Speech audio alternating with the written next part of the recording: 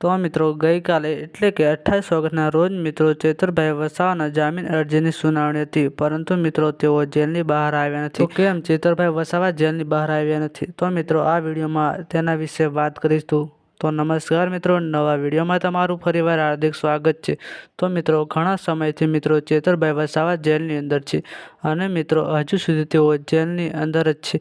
અને મિત્રો ગઈકાલે એટલે કે 28 ઓગસ્ટના રોજ મિત્રો તેમના જામીન અરજીની સુનાવણી હતી, પરંતુ મિત્રો સમાચાર એવા મળી રહ્યા છે કે મિત્રો વકીલોના હડતાલના કારણે મિત્રો ચેતર વસાવાની જામીન અરજીની સુનાવણી થઈ નથી મિત્રો, અને હવે ચેતરભાઈ વસાવાને મિત્રો જેલની અંદર રહેવું પડશે. તો આપણે આગળ વાત કરતા પહેલા તમને કહી દઉં કે જો ચેનલમાં નવા હોય તો પહેલાં તમે અમારી ચેનલને સબસ્ક્રાઈબ કરી લેજો મિત્રો, જેથી આગળ કંઈ પણ માહિતી મળે તે તમારા સુધી અમે પહોંચાડી. એટલે મિત્રો તમે પહેલાં અમારી ચેનલને સબસ્ક્રાઈબ કરી લેજો. તો મિત્રો તમને શું લાગે છે કે ચેતરભાઈ વસાવા જેલની બહાર ક્યારે આવશે?